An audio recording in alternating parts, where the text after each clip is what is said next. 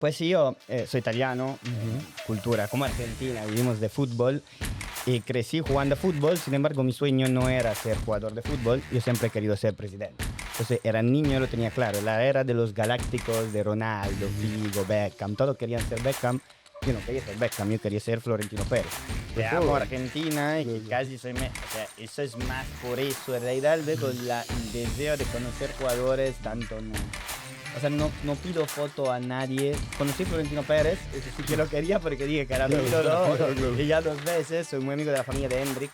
Entonces fui a la presentación de Hendrik con Florentino y luego vino al Leganés. Y eso era el sueño más grande que tenía porque acabo de contar que era mi ídolo. Lo bueno que has ido adquiriendo esa ambigüedad de saber el trato que uno tiene de la cancha hacia afuera y también el trato que uno tiene con los jugadores por haber sido futbolista y por tener contacto con futbolistas todo el tiempo.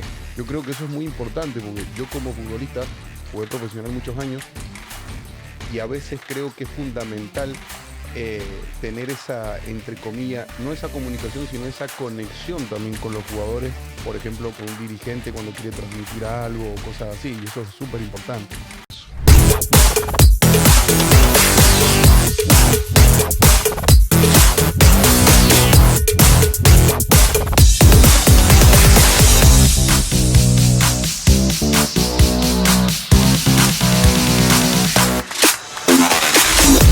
Bienvenido mi gente a otro episodio, otro capítulo más. Esto no es solo un podcast, esto es Evol Podcast. Mi nombre es Leandro Galdame. Mi nombre es Lucas Castro y hoy tenemos un invitado de lujo. Vamos a hablar un poquito desde temas empresariales, de fútbol, todo el tema deportivo. Así que vamos a darle comienzo, Lean. Vamos para adelante con esto. Hoy va a ser súper entretenido mi gente, así es como mi compañero dice. Hoy tenemos el privilegio de tener aquí con nosotros a Giovanni Solazzi, presidente del Fútbol Club Cancún, hermano.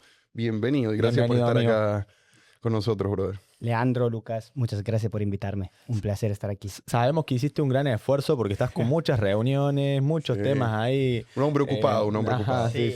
Pero bueno, te agradecemos por el esfuerzo de haber venido de Cancún a visitarnos y a poder hacer esto posible. No, un placer de verdad estar aquí con ustedes. Y sí, llegué un poquito tarde, pero aquí estoy. Que es lo importante. Mejor tarde que nunca, dice el dicho. Lo importante que llegó. Gracias por esperar.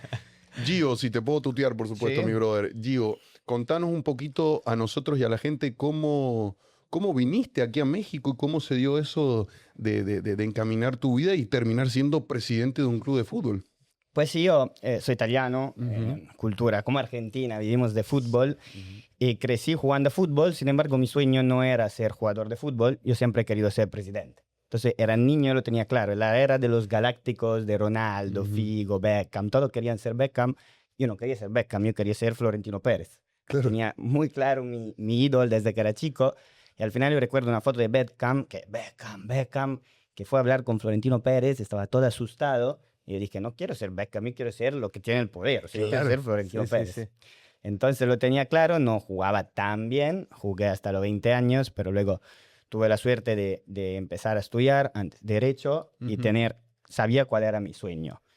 Y gracias a varios mentores, pues pude lograr estudiar en Estados Unidos, que sin duda cambió mi vida. Estudié en 3 universidades en Estados Unidos, Derecho Deportivo, luego Administración de Empresa y pasito después empecé a trabajar en el fútbol. He trabajado solo en el fútbol. Entonces creé mi primera empresa cuando tenía 21 años, regresando de Estados Unidos. La primera universidad donde estudié en Estados Unidos fue University of California, Irvine, en Orange County.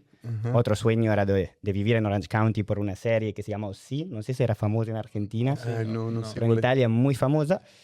Y de ahí, regresando, lancé mi primera empresa para ayudar a atletas italianos a encontrar becas deportivas para ir a estudiar en Estados Unidos. Y aquí, como bien saben, en Estados Unidos se puede jugar a fútbol a niveles muy altos en universidades y estudiar en Italia. Eso no es posible. Claro.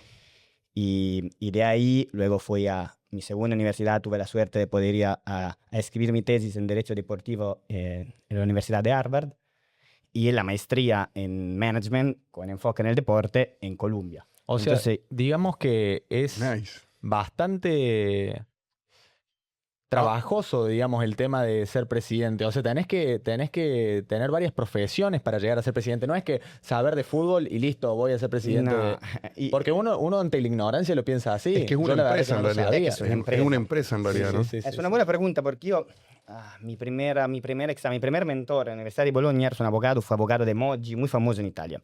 Y me dijo, Gio, yo hablo con presidente de equipo de fútbol. Eso era 2013, tampoco hace tanto tiempo. Claro. Y son exjugadores, o sea, muchas cosas no la entienden. Cuando más presidente, más directores generales, presidente es diferente porque muchas veces el presidente era el dueño, especialmente en los viejos Claro. equipos. Pero me dicen, no saben, o sea, saben de fútbol, pero no saben de nada de lo demás. No puede hablar de ningún desarrollo, no puede hablar de empresas. El futuro va a ser eso, una figura diferente de presidentes. Y Claro. yo ya sabía que no iba a ser presidente trabajando como en el fútbol o como analista. Yo estudié Derecho. Todavía en este momento no veo la parte técnica, no soy director deportivo, pero sabía que la manera más rápida o la mejor manera para poder lograr un día ser presidente de un equipo de fútbol era estudiando Derecho, luego Management, y la más rápida sin duda era para trabajar para un dueño. Mi primer trabajo luego fue en Londres, trabajando para un dueño de un equipo, que era el Leeds United. El coach era el Loco Bielsa en ese momento. No, mirá. Y qué obviamente, qué loco. sí, una locura. Creo que fue un éxito, por lo menos esa temporada increíble de Bielsa, se ganó el ascenso. Sin embargo, trabajando para el dueño, no hacía nada, ¿eh? Yo no hacía nada, iba a comer con el dueño antes del partido, pero pude conocer ya el CEO, el director deportivo, toda la persona más importante. Y trabajando para un fondo era la manera para los dueños, era la manera más rápida, luego en futuro, para ser presidente, que es lo que pasó un año después, porque luego creamos nuestro fondo, compramos Cancún, esa es otra historia. Sin embargo, lo tenía muy claro desde que era chico, eso tuve suerte que quería ser presidente de un equipo de fútbol. Entonces, Eso aquí es muy ya loco que estamos. desde chico te hayas proyectado, porque la mayoría quiere ser futbolista. O sea que decidiste era tu historia en raro. el fútbol, el momento en que pasaste que después de ser jugador, es ahí donde te diste cuenta y dijiste, mira, yo quiero estar, pero del otro lado. No, tenía 8 años. Ni los Ah, bien de no, chico. no. ¿Pero Sí, qué como tú? dije, yo quería ser, desde que era chico, no iba a ser futbolista, veía la realidad, tuve suerte de jugar en el equipo de mi ciudad, fue un honor, crecí jugando a fútbol, hermoso, el equipo, el deporte, lo sabe, pero sabía que no iba a ser ¿Pero profesional. era el incentivo desde tu familia que te inculcaba a lo mejor eso? ¿O fue algo tuyo que te Fue algo nació mío. innatamente y dijiste, quiero ser presidente? Fue algo mío. Yo recuerdo, como conté, en ese momento recuerdo, y tuve la suerte luego de conocerla a Florentino Pérez, que cada uno tiene su ídolo, ¿no? Y mi ídolo Claro, claro. era niño, mi ídolo era Florentino Pérez. Claro, para Entonces, los que no saben, Florentino era el presidente del Real Es el Madrid en presidente ese, del Real en ese Madrid. momento. que sigue siendo. Ujú. Entonces sí, algo de niño raro, pero que quería trabajar en el fútbol. Sabía que no iba a ser futbolista, veía bastante bien la realidad. Obviamente el sueño de ser futbolista lo tienen todo. Quería seguir jugando, pero dije, eso va a ser, o sea, mi vida quiero ser esa persona ahí. Claro. Y eso digamos que es una bendición. Desde muy chiquito ya sabías cuál era tu propósito de vida. Hay gente que se pasa toda la vida sin saber cuál es su propósito. Sí. Y vos desde chiquito ya sabías lo que querías hacer. Eso es increíble, la verdad. Gio, háblame un poco, ¿cuál fue el momento más difícil de tu carrera antes de llegar a ser presidente de un club? Estudié tanto como conté, y luego mi primer trabajo fue presidente del club, segundo trabajo, en el sentido de que trabajé para el dueño del Leeds United, estábamos en inversiones, en un fondo de inversión. Tuve suerte que, de nuevo, estar en el lugar justo, al momento justo, en un momento de 2018-19, me gradué de Universidad de Columbia en Estados Unidos, una universidad muy famosa. Entre Esa más. graduación, perdón, de Derecho, ¿no? ¿Te graduaste? Antes en Derecho, no, en Columbia fue Administración de Empresa. Ok. Y es la universidad más cara del mundo, o sea, vendimos un departamento, se murió desafortunadamente mi abuela, tengo tatuada en ese momento, que como ha sido mi otra inspiración de vida, y vendimos un departamento para comprar Columbia. Mi familia, crecí bien, pero es la universidad más cara del mundo, en Nueva York, y gradué y me fui a trabajar en un para fondo de inversión en Londres, en un momento donde donde estaban entrando al fútbol los fondos de inversión, que significa que ya el fútbol se estaba empezando a ver como el fútbol en Europa como un business. Un business, claro, negocio. claro. No es solo pasión, como sigue siendo, sino como un negocio. Los deportes americanos ya llevaban décadas como negocios. Ujú. Y era lógico para mí que los fondos americanos iban a invertir en el fútbol europeo. Y estaba en el lugar justo, ya tenía muchos contactos, porque lo que te hace Colombia es abrir la puerta. Cualquier persona en Estados Unidos, se está hablando de gente que, billionaires, si logras contactarlos o conocerlos y le dices que eres estudiante de Muchos Colombia, emprendedores, claro. ellos te abren una puerta para una conversación. Así estuvo con mi mentor, que todavía como un segundo padre, y al final, por cuánto importante, si tú llegas a ellos ya con un background de Colombia, y al final con algo, porque siempre tienes que tener algo para crear una conexión verdadera, te ayudan. Es un poco lo único de Estados Unidos, lo único de Estados Unidos, que muchas veces también la edad no hace tanto la diferencia como en otros países latinoamericanos, como Italia. Cada vez que regreso a Italia me dicen, oh, ¿cuántos años tienes? Claro, claro. O claro, aquí claro, en claro. México me dicen, "Ma, eres el hijo de Jeff". Jeff es mi socio y jefe. Es americano, yo soy italiano, Claro, tenemos claro, el acento, sí, no soy. Pero es un poco, Estados Unidos, la verdad, el sueño americano en algunos aspectos es eso, que si tú de verdad tienes algo, puedes lograr lo que quieras. Y esa es la idea y eso me nació, lo tenía un poco antes, sin duda fue ir a Estados Unidos cuando dije, ok, cuando estaba en Harvard tuve la suerte de poder o sea, yo vivía ahí, era como Disneyland, pero fue a tomar un café con el primer ministro de mi país. O iba al gimnasio, y sabemos, podemos hablar, y me cambiaba de pull-up, me entraba a la barra, y un chico me pidió el cambio, y otro amigo vino y me dice, ese es el último Kennedy, ese es el hijo de Kennedy. Y dice, ya la hija de Obama al lado. Entonces ahí te Claro, das cuenta que estaba dices, rodeado de... ¿sí? Que dices, bueno, puedo llegar donde quiero. O sea, Bueno, eso que está diciendo él me parece muy importante porque podés tener muchos conocimientos en la vida, podés estar muy preparado, pero si no estás en el entorno correcto o no estás con los contactos, a veces se complican las cosas. Entonces está bueno que hayas podido saber moverte en un contexto en donde te ayudó a progresar y a evolucionar en tu vida. Claro. Muy buen punto. Sí, es un mix de los dos. Y muchas veces tienes que llegar a esos contextos. Yo a Harvard fui como, de nuevo, era visiting researcher. Entonces estaba escribiendo mi tesis. Claro, claro. No me gradué de ahí. Pero como llegué, yo tenía ese otro sueño, que era claro, que era ir a Harvard. No había manera en mi universidad no tenía relación. Tenía con California, fue California con una beca, pero con Harvard no. Estudié en Bologna, en Italia, que es la universidad más vieja del mundo. Sí. Y dije, ok, quiero ir a Harvard y quiero ir a Harvard. Entonces, ¿cómo lo logro?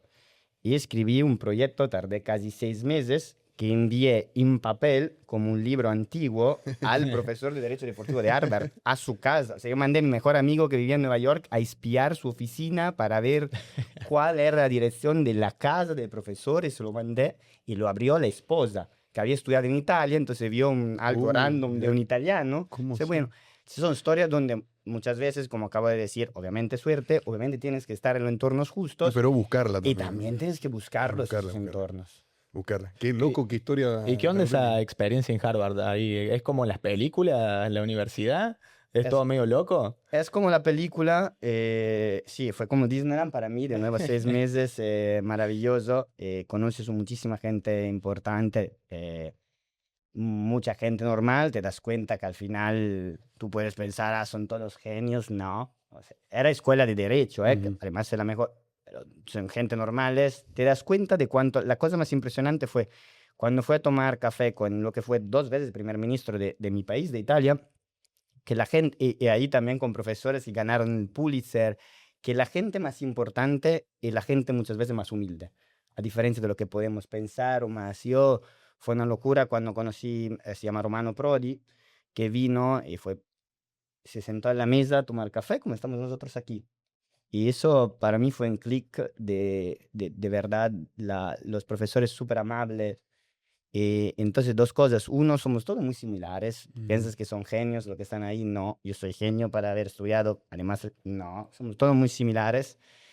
Obviamente tienen algo y No, por por alguna supuesto. razón, Sí, sí, pero sí, sí. somos todos. Y también con las personas top, al final, eso fue la primera vez donde me di cuenta que somos todos, ahí también la persona más importante somos humildes, y lo que busca muchas veces es una vida normal, que es algo que fue muy útil después en mi vida de fútbol, especialmente con los amigos futbolistas muy famosos, muchos de Argentina, donde te das cuenta que lo que quieren de verdad es esa relación normal, que tú cuando lo Claro. ves de afuera, como veía cuando era niño Florentino Pérez, es como, wow. Luego cuando tuve la suerte de poder ir a comer con él Cuando vino a Leganés, nosotros somos también dueños de Leganés, y tener una conversación normal sobre el azúcar, si hace daño o no. Claro, como una O sea, persona, como una persona normal, ¿qué es lo que buscan? cotidiana, claro. ¿Qué es lo que buscan? Y ahí un poco en Harvard se me abrió el mundo, fue la primera vez que pude ver eso. De nuevo, fueron Y solo hablando 6 meses. de estas maravillosas personas que has conocido, que no todos tienen la oportunidad de poder rodearse con gente así, ¿qué has aprendido o qué frases o enseñanza te han dicho que te han marcado para ser la persona que sos hoy en día? Muy buena pregunta, Lucas. Con Romano Prodi, nosotros estábamos en una mesa, eran solo 3 italianos que estaban ahí, o 14 en una mesa, y a él le dejamos el lugar, como estás aquí también en México, creo que se hace en Argentina, en Italia, el lugar que está Ajá, En la punta. en la punta. ¿Cómo Ujú. se dice? Ahí tiene en Italia se dice capotávola, pero no sé No, cómo se nosotros dice. no En le... la punta. Sí, pero por ejemplo, Sentarse en la punta, eso van a no, Argentina. el cumpleañero, o cuando hay una reunión y el ejecutivo también va ahí, o sea, Sí, sí, En sí. Argentina, aquí en México siempre. o Pero sea, no si sé, estás- no sé en Argentina si tiene una palabra Ah, como... En Italia te da una palabra que dice capotávola. Digo, tuve Capotávola. capotávola, cumpleañero, capotávola. Ok. Ajá. Y le dejamos el lugar en capotávola Ujú. y entra, ni lo mira y dice, tú, capotávola, otro amigo. Yo, o en el centro, quiero estar en el Mira. centro con ustedes. una lección de humildad ahí. Y dice, eso lo voy a decir, es una lección de humildad. Y otra con mi segundo mentor, esto en Colombia, que todavía ahora voy a verle como un segundo padre, se llama Chuck Baker, es uno de los abogados más importantes del mundo del deporte y entretenimiento de Estados Unidos.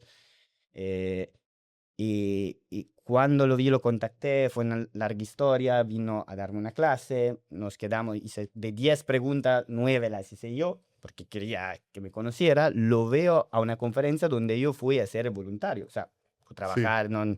Y él me empieza a hablar y en ese momento pasa Steve Ballmer atrás. Steve Ballmer es el dueño de LA Clippers, uno de los hombres más ricos del mundo, era el socio de Bill Gates. Y entonces todo el mundo se fue con Steve Ballmer, siguiendo Steve Ballmer, y él estaba conmigo, estaba hablando conmigo, y yo no era nada, era un estudiante. Entonces dije, bueno, ahora va con Steve Ballmer. Y siguió hablando. Es que no quiere ir con Steve. Él lo conoce, Steve Ballmer fue su abogado, todo el mundo está. Dice, no, yo estoy hablando contigo, no va a hablar con Steve Ballmer. Digo, Otra Eso. lección de humildad. otra lección de humildad. Por eso digo que las personas más importantes muchas veces son las más humildes. Qué loco, Gio. Gio, ¿qué habilidades crees que fueron clave para que hoy estés liderando un club profesional de fútbol? Disciplina, eso, hablando ¿no? Sé que ustedes también tienen mucha disciplina, sin duda es lo más importante en la vida y me ha ayudado muchísimo en todo lo que hago, especialmente trabajando en negocios, sí, pero en el deporte.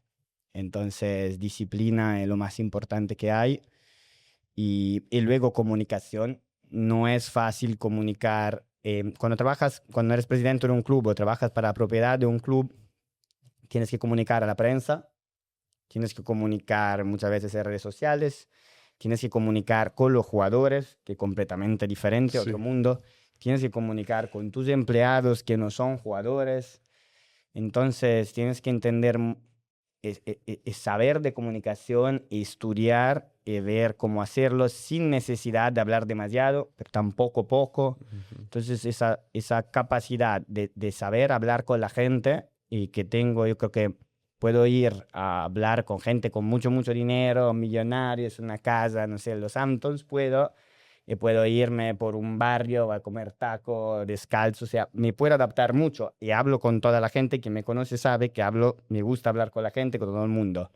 Y en el trabajo es muy parecido, tú tienes que saber con quién estás hablando y luego, dependiendo de eso, adaptar tu Claro. conversación y tu comunicación. Lo bueno que has ido adquiriendo esa ambigüedad de saber el trato que uno tiene de la cancha hacia afuera y también el trato que uno tiene con los jugadores por haber sido futbolista y por tener contacto con futbolistas todo el tiempo. Yo creo que eso es muy importante porque yo como futbolista jugué profesional muchos años y a veces creo que es fundamental tener esa, entre comillas, no esa comunicación, sino esa conexión también con los jugadores, por ejemplo, con un dirigente cuando quiere transmitir algo o cosas así, y eso es súper importante. Y se ve que vos, por lo que estás comentando, tenés esa ambigüedad. Muy buen punto. Y también saber que muchas veces no sabes, porque al final yo no fui jugador y lo que Claro. tiene la relación más cercana con los jugadores es nuestro director deportivo, Alex Vela, porque fue el hermano de Carlos Vela y fue 10 años, 15 años profesional, jugó de semifinal de Libertadores. Yo creo que al principio ni entraba al vestidor. El primer año de Cancún no hablaba casi nunca con los jugadores porque sabía que no sabía todavía cómo Claro. comunicarme. Porque verdad que tú jugaste profesional, lo sabes, ellos saben que yo no juego profesional. Ujú. Entonces eso es, tienes que adaptarte. Y ahí es donde, por ejemplo, tener personas como Alex Vela, que jugó profesional tantos años, que fue futbolista, él sí que sabe perfectamente cómo hablar con los jugadores. Esa muchas veces es su tarea. Y yo aprendí mucho viendo lo que dice él, viendo cómo habla con los chicos. Entonces ahí es un aprendizaje. También empecé a liderar este proyecto porque tuve cuando tenía 28 años. Entonces hay que también ver, aprender, porque sí, al final no sabía. Jugué hasta los 20 sí, pero no fui profesional. Claro, Entonces claro. sabes un poquito, pero no Ujú. sabes tanto como un Claro, claro, profesional. claro. Ah, si tuvieras que empezar de cero en este camino, ¿qué harías diferente para cambiar algún error que te haya marcado en tu camino profesional? ¿Harías algo diferente?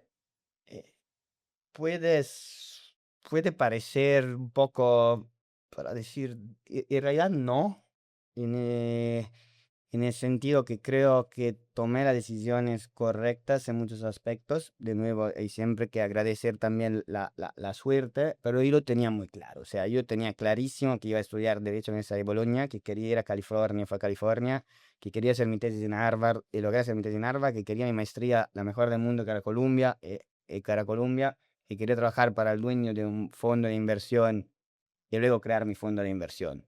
Y para ser el presidente de un equipo de fútbol. Y eso fuera un resumen de los últimos 10 años.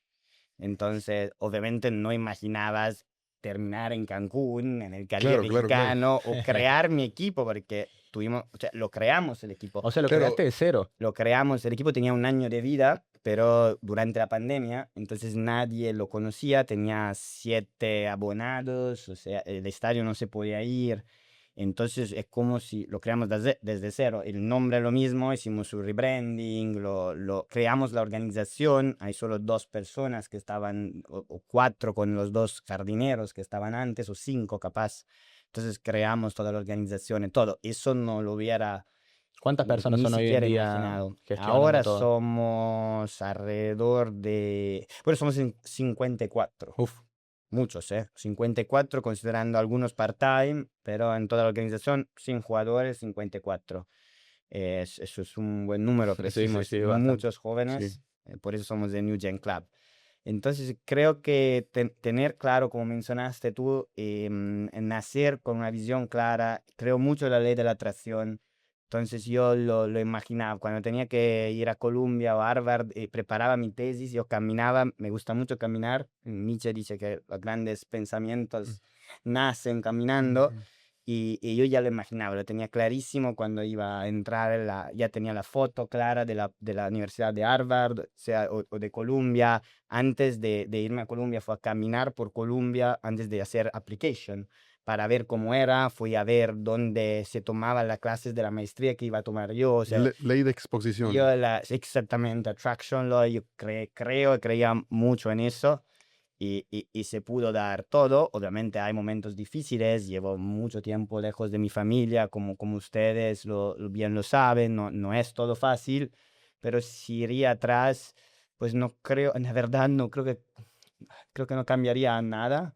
Estoy muy agradecido y no quiero que suene mal del uno, no, estoy muy agradecido, de verdad, pero creo que sí, de las decisiones importantes que he tomado en mi vida no cambiaría nada. También agradecer a mi familia para apoyarme siempre, Es ¿no? que es irónico, ¿no? Pero la realidad es que si vos no hubieras tomado esas decisiones que tomaste, quizás no serías quien sos hoy.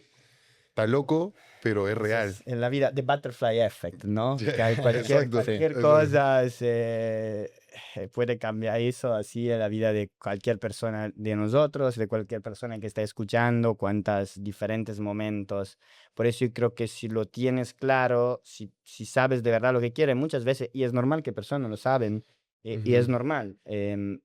pero saber lo que quieres te ayuda, te facilita en tu camino. Claro. ¿No? Gio, para la gente que solo ve los partidos, ¿qué pasa detrás del telón de un club de fútbol durante la semana? Porque la gente obviamente ve el domingo cuando juega en la cancha, ve las noticias, pero realmente, ¿qué pasa en un club de fútbol durante la semana? No, me río pienso ¿sabes? En el video de viven en un country. Ese ¿no? se hizo muy viral ese. No, se puso viral. No, los jugadores de Cancún todavía no viven en un country. Ojalá en un futuro, cuando estemos en primera división. Sí, lo que quiero decir a la gente que se entrenan mucho los jugadores y que se vive y que es una semana, por ejemplo, después de una derrota, es una semana de mierda. De mierda, sí. Sí. Mierda.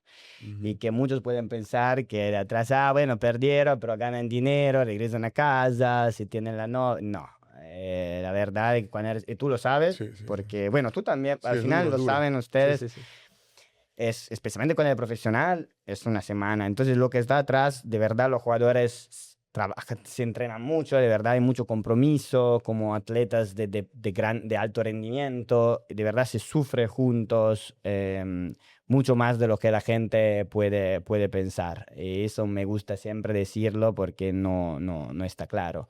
Luego hay una organización y hay una empresa. Que guste o no, ustedes son argentinos, entonces ahí es una asociación, no se habla mucho del tema de la sociedad, de las asociaciones, Ujú. independientemente, o sea, al final son empresas, son organizaciones, quieras verlo como quieras verlo, son empresas, se tienen que funcionar todos Claro.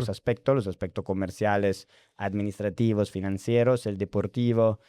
Entonces, sí son clubes de fútbol, sí hay el partido del sábado, del domingo, del viernes, del día que sea, hay un trabajo 24/7 y hay áreas, yo pienso a mi área de comunicación, tenemos un equipo fenomenal que aprovecho para saludar, que siempre me escuchan, me dicen, desde nuestro director de marketing, Diego, Chu y todo el equipo, Ger, no quiero mencionar todo porque luego debería mencionar 54 personas, donde trabajan 24/7, así como los jugadores están siempre conectados, entonces hay mucho trabajo atrás y yo creo que la gente no siempre lo sabe. No, no, la verdad que nosotros somos totalmente ignorantes, por lo menos yo, en cómo es el tema administrativo detrás de Claro, y todo una esto, ¿no? O pregunta sea, que generalmente tiene frecuente la gente, por ejemplo, o que me suelen hacer con frecuencia es, ¿de dónde se saca el sueldo que se le paga a los jugadores? Porque la gente piensa, siempre viene una persona que es inversora o etcétera, ujú. pero en realidad tiene el club como empresa, tiene un funcionamiento. Si no querés contar en resumidas cuentas cómo funciona. Sí, buena pregunta. En estas últimas 2 décadas los sueldos han subido muchísimo. Como hemos visto, los jugadores antes se compraba un jugador a 20 millones, era mucho dinero, ahora ya 20 millones es nada, ¿no? Ujú. Em, todo ha subido entre los sueldos, todo ese boom del fútbol, si pensamos nosotros en los últimos 20 años, en gran parte debido a los derechos televisivos, a los media rights. Ok. Los derechos televisivos han subido muchísimo porque el fútbol, en realidad, el deporte, si lo piensan, es la única, especialmente hoy en día, es la única cosa que tú puedes mirar a la televisión live, en En directo, vivo. Ujú. en vivo. Ya hay Netflix, que para mí es competencia, hay un peli, la única cosa de hoy en día, de los 100 eventos más vistos en vivo, 98 son deporte, creo que uno es Golden Globe, uno los Oscars. Entonces la única cosa es donde tú estás ahí, lo quieres ver en vivo, no quieres esperar, no quieres saber el resultado. Entonces los derechos televisivos han crecido mucho y ha llegado a un valor gigante. Yo para mí no veo más potencial de crecimiento. Y ya en muchos países como Francia han bajado. Nosotros tenemos un equipo en primera división también en Francia, eso es un problema en los derechos televisivos. Y luego hay taquilla, que una vez era la principal. Cuando te referís, perdón que te interrumpa, a que bajan los derechos, ¿es por el consumo de la gente? O sea, ¿la gente deja de ver? Muy buena ¿O pregunta. Yo está bajando por varias razones. Antes funcionaba mucho donde tenían la televisión cable, donde yo en Italia, por ejemplo, que sí mirando Sky, que tenía toda la Serie Ujú. A. Ya las nuevas generaciones ya ni miramos televisión, Claro. miramos toda nuestra pantalla. Hay mucho streaming ilegal también. muchas veces no quieres ver todo el partido, mira los highlights. El resumen. Hay un resumen, entonces hay también una actitud diferente, no hay la televisión cable, el esquema de antes, donde la televisión gastaba muchísimo dinero para el fútbol, si hablamos de Europa, los deportes en general, y al final vendía publicidad, es la única cosa live, entonces la empresa pagaba la publicidad, era un negocio para todos, ahora ya no. Ahora ni, no sé si ustedes tienen una televisión en casa, mucha gente ni tiene televisión. Entonces está cambiando la industria, tienes que entender que ya los clubes no pueden vivir de derechos televisivos como han hecho por los últimos 10 años. Ticketing una vez hace 40 años era lo más importante, ahora ya menos, o sea, vender los boletos. Hay países que son únicos como Argentina, Inglaterra, hay países en Italia donde ya hay siempre menos gente que va a los estadios. Entonces hay patrocinios, sin duda patrocinios, ya en muchas empresas, en muchos equipos ha superado el ticketing y ha crecido mucho el mercado de patrocinios también. Y en el fútbol hay la venta de los jugadores, donde sabemos todo que eso es una locura, porque por cuanto puedas ganar mucho de otras cosas, al final vendes un jugador. Nosotros acabamos de vender Diomandé con el Leganés, que ahora es uno de los mejores jugadores del mundo. Por mucha probabilidad lo van a vender arriba de 100 millones en Leipzig. Nosotros lo vendimos directamente a Klopp, nos compró Klopp de Leganés, jugó 6 partidos con Leganés, un jugador africano. Nosotros tenemos un proyecto en África y al final vendes desde el Leganés, la vendemos a 20 millones de euros y puedes firmar muchos patrocinios para llegar a esos montos. Con un solo jugador. Con un solo jugador. Entonces también en el pequeño de Cancún, donde nosotros acabamos de vender jugadores a primera división, especialmente uno que la está rompiendo, Price, en Toluca, en el mejor equipo de México, con el dinero que al final es relativamente poco, para Toluca va a ser un muy buen deal, pero para Cancún es mucho dinero, es el mismo, más del patrocinio más grande que tenemos. Entonces en el fútbol hay esa parte de patrocinio y de ahí de venta de jugadores que es gigante, y de ahí hay muchas cosas nuevas, medios digitales, que van a ser en parte del futuro, a ver cómo los clubes pueden empezar a monetizar sin necesidad de contar tanto con los derechos televisivos.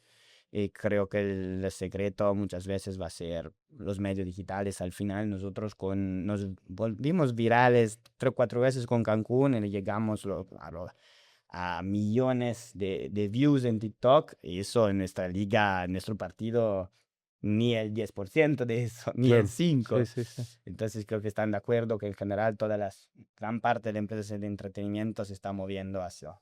Gio, y ya que conociste gente muy importante, ¿pudiste conocerlo Messi, algún jugador que te haya impactado así? Sí, ya que somos argentinos, Messi no puede ser en un par de semanas. A ver, que para ustedes, y yo ya que casi medio argentino, con todo el tiempo cuánto amo Argentina, el tiempo que pasa en Argentina, sin duda Mascherano. Javi, Javi, hablo con él. Bueno, él está en el Inter. Por eso, pero sí está en el Inter, sin duda un ídolo, un jugador sí, para todos. Jugadorazo, un líder, un crack. Mentalmente, a mí, uno de mis mejores amigos es Augusto Fernández. Ajá. Bueno, yo tengo un pantalón firmado, yo hice la inferior en River, tuve 4 años en inferior en River.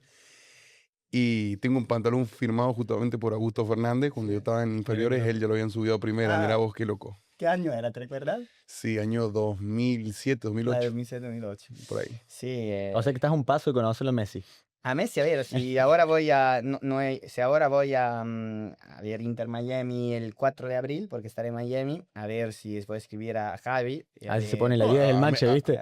A Messi a todo, pues está Messi, está Beckham, está Lucho Suárez, está De Paul. Sí, fíjate que Messi es más porque él, lo que representa Messi para Argentina, claro, que amo Argentina y que casi soy... O sea, eso es más por eso. En realidad, luego el deseo de conocer jugadores, tanto no...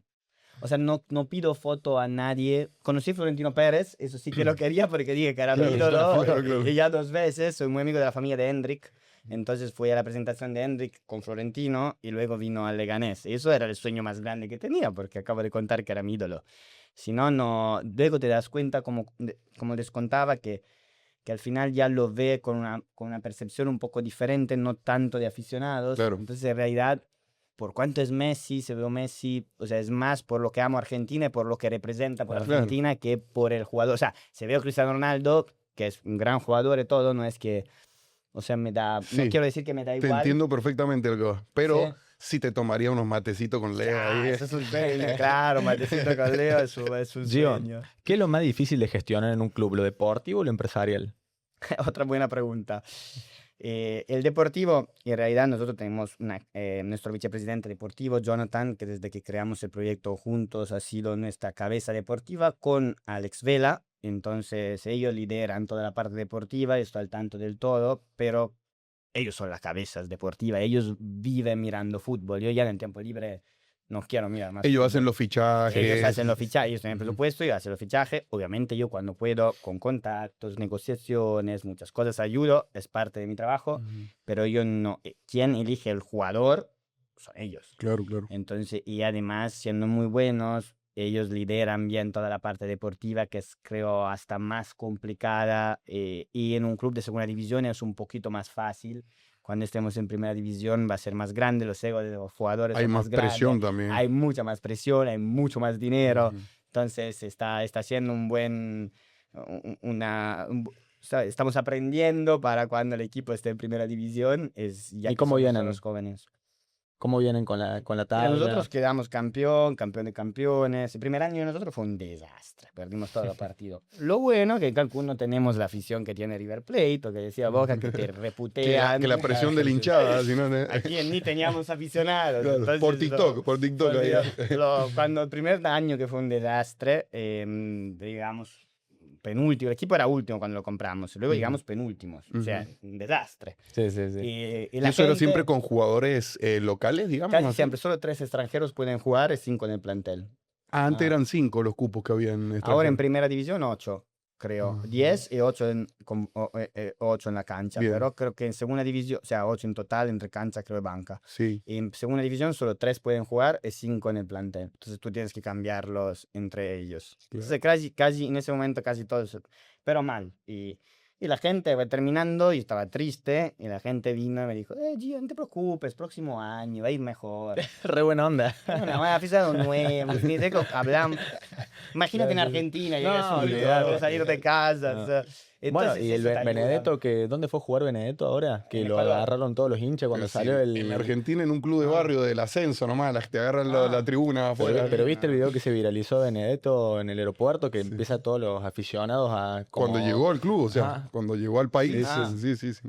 Ecuador creo ahora está. ¿no? Ecuador. También heavy. Soy amigo de la novia. Y entonces eso no en Cancún no es así. Eso te facilita, luego crecimos en afición, ojalá un día me puteen bien, o sea, me insulten. Ajá. Eso significa que es un equipo de primera división con mucha fama. Claro, claro, claro. Estoy Es un buen esperando que augurio, me un digan, buen augurio, claro, claro. Yo el año pasado perdimos un clásico contra Mérida, tenemos 2 clásicos, un Mérida y un Atlante.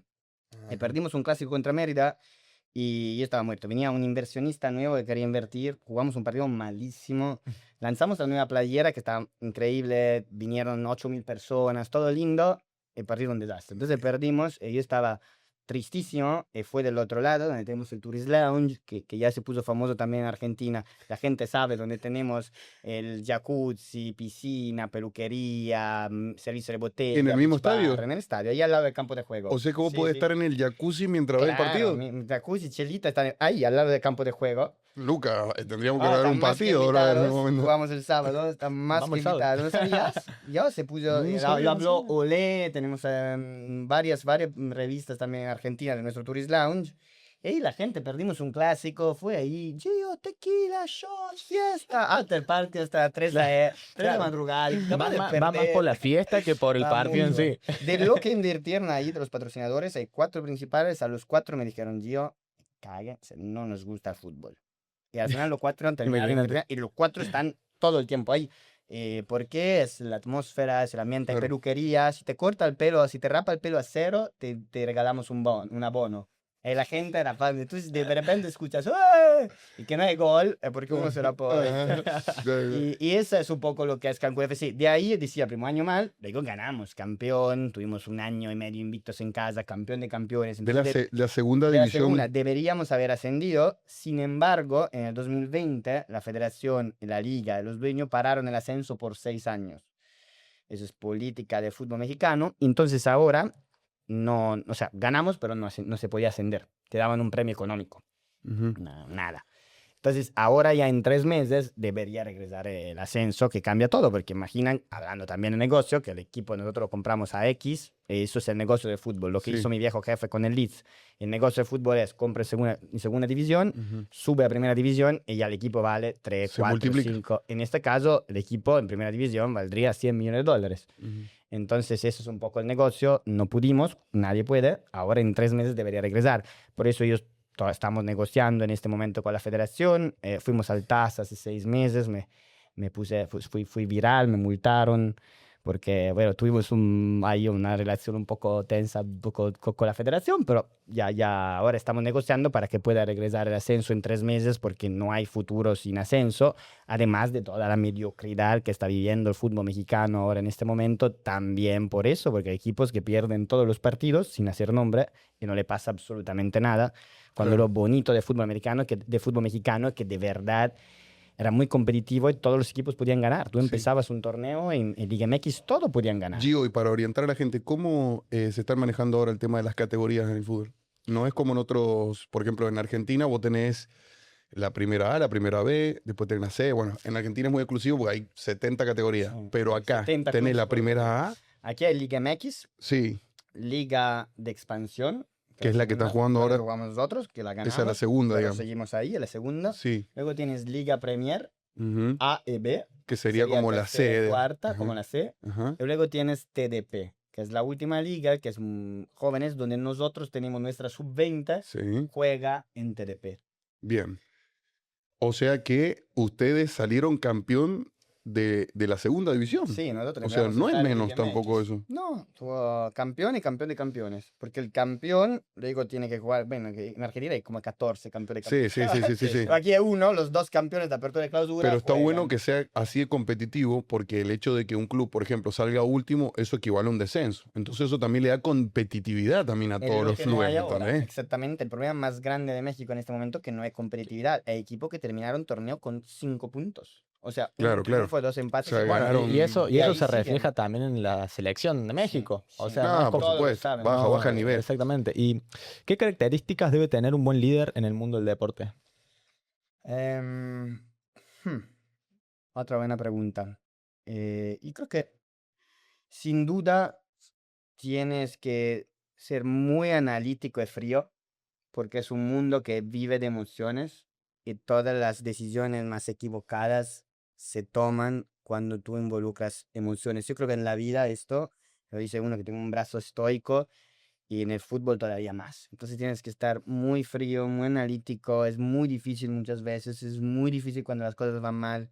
Eso lo aprendimos de mi jefe, de Jeff, que fue un ejecutivo muy famoso del mundo del béisbol, uno de los más ganadores. Hicieron una película sobre Billy Bean, que no ganó nada, él sí ganó 5 anillos, creó como el desarrollo de analytics en el fútbol, y es muy famoso. Y yo lo que más aprendí es que es muy estratégico en la toma de decisiones, Ujú. puede separar la parte emocional. No tomar decisiones cuando estás triste, no tomar decisiones cuando estás feliz. Exactamente. No tomar tomar decisión decisiones. después de un partido donde cuando el árbitro te da un penalti es muy cuando las cosas van mal es muy difícil. Y aprendí, la vida es un aprendizaje. Yo acababa de ser ese proyecto, ahora soy presidente, antes era vicepresidente, director general, pero siempre lo he liderado, ha confiado mucho Jeff en mí, en Jones, que es como mi bebé el equipo. Ujú. Yo recuerdo una primera decisión, teníamos un entrenador argentino, Fede Vilar, muy buen entrenador. Me caía muy bien, o sea, era el entrenador cuando estaba de equipo y yo tenía muy buena relación con él. Me gusta todavía, fue a visitarlo en Rojas, piensa, que está ahí cerca de Buenos Aires. Y el equipo no iba bien y acabamos de comprarlo. El otro dueño, que era la persona que nos vendió el equipo, que seguía como presidente por la federación porque todavía no se había completado la venta, lo quería echar y yo no quería. Y también es verdad que no quería porque tenía buena relación, acababa, entonces había un aspecto emocional. Y ahí fue el primer aprendizaje. La única vez que Jeff se molestó conmigo y se enojó, y porque se dio cuenta que yo sí quería que Fede se quedara más por un tema emocional y porque no quería que el otro expresidente tomara una decisión que sin tomar, o sea, era la decisión justa, pero era el pensamiento que tenía era equivocado. Estaba predominando la emoción antes que... Exactamente. Entonces ahí me dio un gran aprendizaje. La única vez en 5 años que se enojó conmigo, pero no tanto porque la decisión justa y correcta era que se quedara. El segundo torneo lo hizo maravilloso, luego lo dejamos ir, eso sí fue un error, porque el entrenador que llegó no le fue bien. Y de ahí tuvimos grandes entrenadores.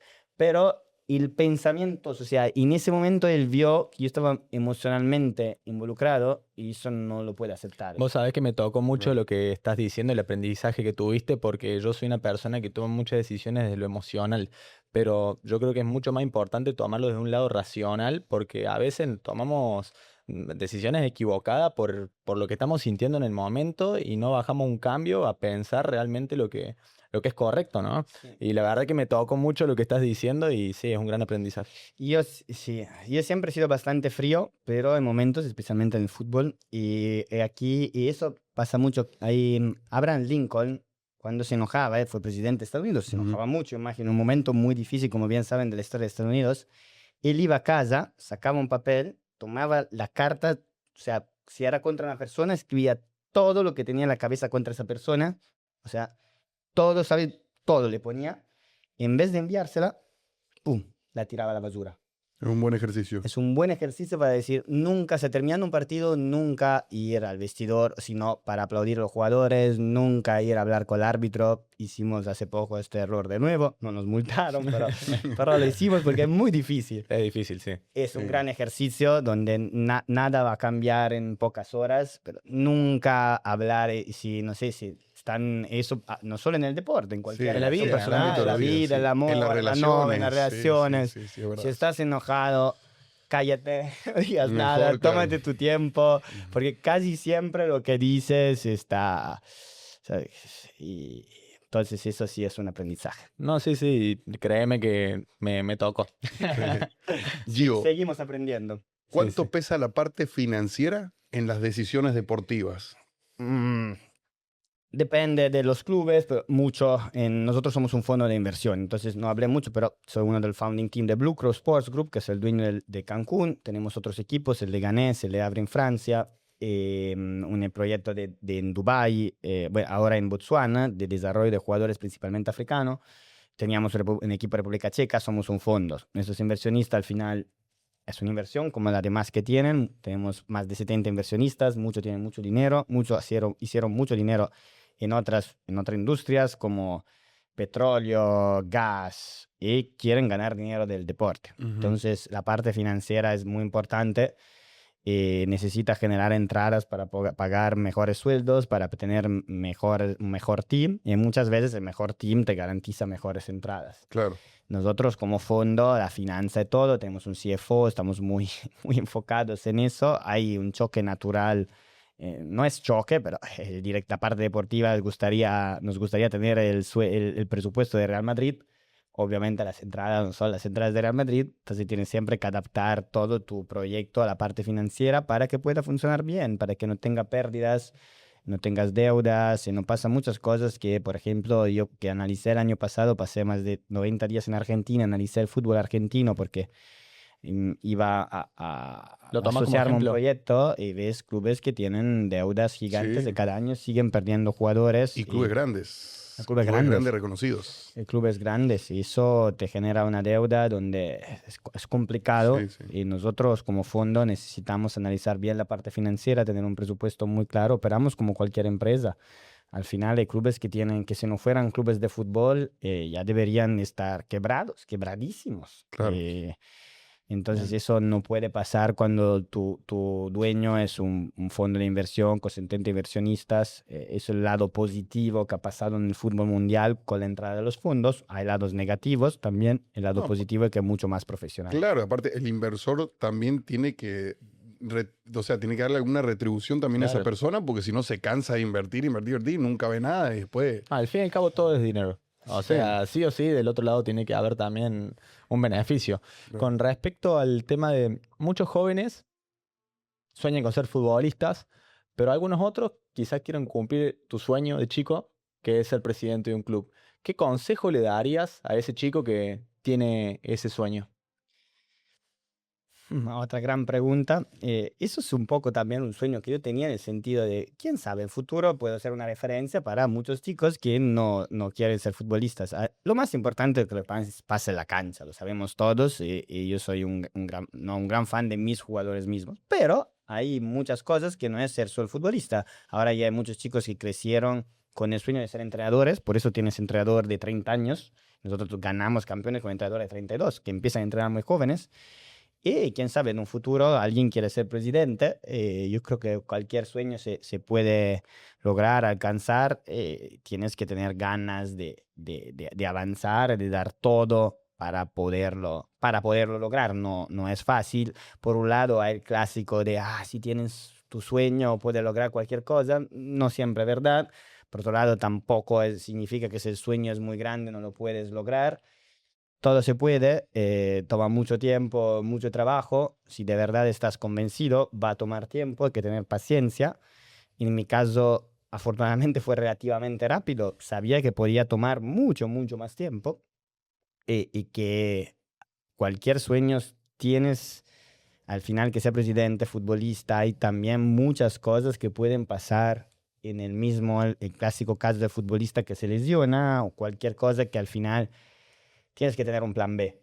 Y muchas veces tener un plan B no es solo ese sueño, tener un plan B te puede dar hasta más fuerza a tu plan A. Yo siempre he estado enfocado, como mencionaba, en tener mi plan A con la universidad, pero sí tenía también un plan B. Yo sabía que si no era Harvard, ya me habían admitido a Oxford, era otra cosa, no era pero ya tenía. Si no era Columbia, era NYU. Entonces, muchas veces tú tienes que dar todo para tu sueño A.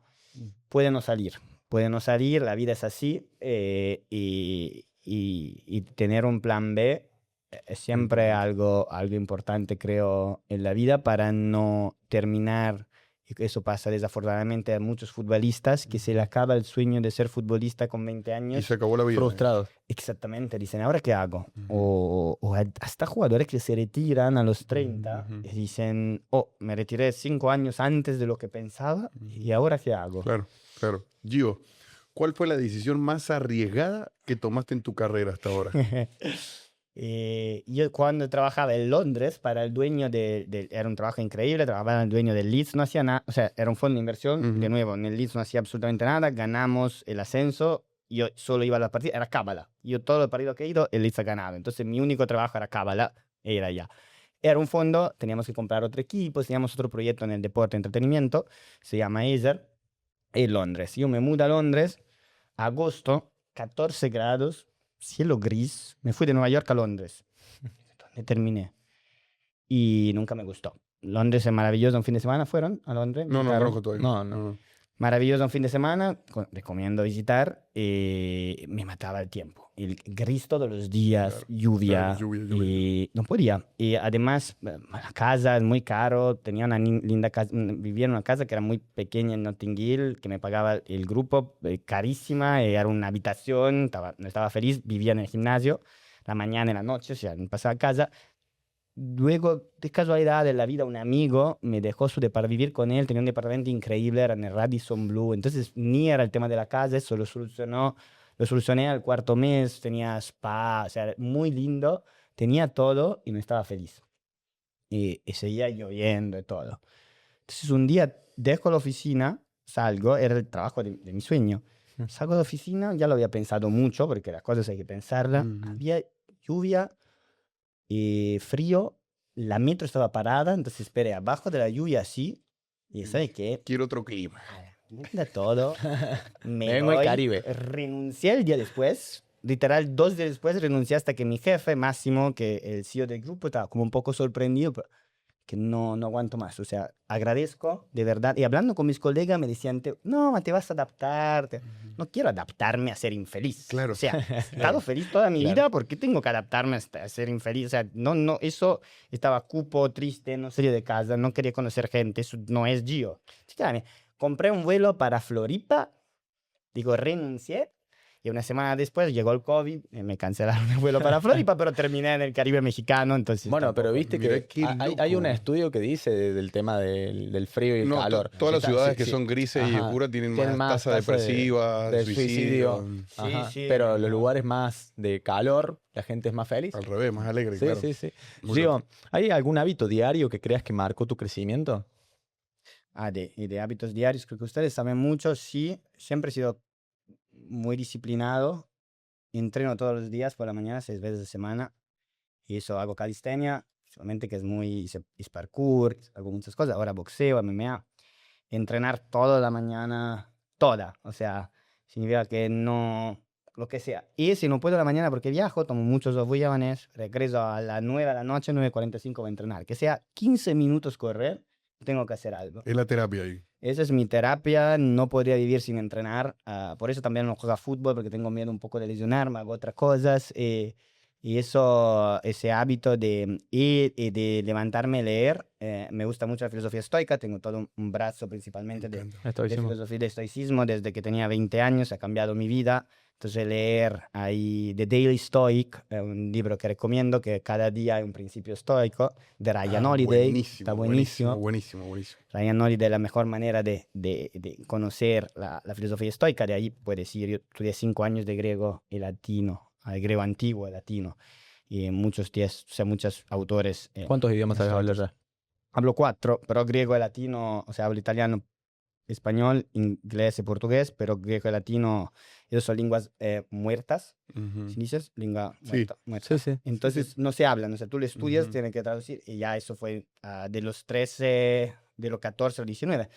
Pero eso leer cada mañana, tener mi momento donde no tomo el celular, es mi momento de, si me levanto temprano y voy a dormir temprano. Es otra cosa que creo que durante la semana, de semana. Me gusta mucho también a mí Party la people. fiesta. Sí, sí. No lo niego. Pero eso, entrenar y leer todas las mañanas filosofía estoica, que como mi meditación, cada uno tiene su meditación, esa es la mía, me ha ayudado mucho. Bien. Bien, Gio, se nos ha pasado el tiempo volando, mi hermano. A mí también. Como para ir cerrando este podcast increíble y de mucha información, ¿sí? Si mañana tuvieras que resumir una sola filosofía de cómo dirigir un club de fútbol, ¿cuál sería para vos? Una sola filosofía de club de fútbol. Deportiva, administrativa en general. En general. En general, sí. En el Vamos. deportivo, como dice siempre y como buen italiano, como dice siempre ahora vicepresidente, que es la cabeza deportiva, Jonathan, defender bien, eso también funciona en la vida. Si no te meten gol, no puedes perder un partido. Muy italiano, muy catenaccio, pero eso es, Pero y cierto. eso es la vida. Si te defiendes bien, puedes lograr. Si sabes defenderte, Tenés que ponerlo Bonucci y a Chiellini ahí de centrales y que no te pasan. Exactamente. Entonces, en el deportivo, sin duda, somos de defender bien. Eso es en la vida en general. Si no te meten gol, eso puedes hacerlo un poquito más amplio. Muchas veces a nosotros nos gusta usar el fútbol para filosofía de vida. Entonces, Ujú. si no te meten gol, no puedes perder. Eso es claro. No, capaz que no ganas, pero no puedes Claro, perder. se puede ganar a veces o no, pero No. perder, Perder, no. no. Acá- Eso, acá no perder es lo vamos a más mostrar. importante, Teo. Y en el administrativo y todo lo demás, marketing clásico de ser Miren- diferentes, miren la hacer las cosas casaquita diferentes. que nos trajeron La acá, de Adidas, Está bueno. nueva, esta, sí. Está muy fácil. Nos bueno, premiaron muy bueno. entre los 10 clubes más cool del mundo. Tenemos una visión de marca muy diferente, Muy mucha bueno. fashion, con modelo, entretenimiento, arte, cultura. Somos un club nuevo, no teníamos límites, no tenemos historia, no tenemos tradición. Lo acabamos de crear, es todo nuevo. No pueden decirte como era el liso, como en Argentina, tengo el escudo tatuado hace 100 años que mi papá. No, por eso cuento que somos el New Gen Club, para terminar, porque somos el primer equipo que, cuando nosotros no teníamos afición, Sí. y la primera cosa que hicimos es target a los niños. Ujú. ¿Por qué? Porque los niños que crecieron en Cancún crecieron sin mirar fútbol y Ujú. sin tener un equipo. Podrían ser de Pumas, como el dijo de mi taxista de confianza, Claro. porque el papá es de Pumas, pero nunca Claro. vieron un partido de Pumas. Claro. ¿Qué pasa? Que van al estadio de Cancún, ven los jugadores, se convierten en aficionados de Cancún, y cuando un hijo es aficionado de Cancún, el papá se va a convertir en aficionado de Cancún. Sí. La playera, la remera del hijo se la va a comprar. Entonces, si el fútbol se dice siempre que es de papá a hijo, nosotros somos el primer equipo que es de hijo o hija a papá. Hacia arriba. Al revés. Qué loco, ¿no? Bueno, vamos a tener que hacer piedra, papel o Dale, tijera. los espero A ver al- si nos quedamos ahí. Y si no nos agarramos los ese madrazos, jacuzzi. si no nos agarramos los madrazos, ahora. Vamos a ver quién se la deja ahí. Los espero en el jacuzzi. en el Bueno, jacuzzi. claro, tenemos pendiente Ajá. grabar un No, partidito. No, es que vamos a ver pero si sí o sí vamos yo voy a sí, hacer sí. que el Luquita se pelee. Claro. No me corte el No, pelo. Un abono, ¿eh? Un abono. Se me dan ahí una propinonga. Bueno, mi gente, esto ha sido todo por hoy. La verdad que ha sido un capítulo increíble. Gracias, brother, por estar compartiendo Muchas con gracias, nosotros Gracias toda por la info invitarme. y tu vida un poco. Y nos vemos próximamente en otro capítulo nuevo.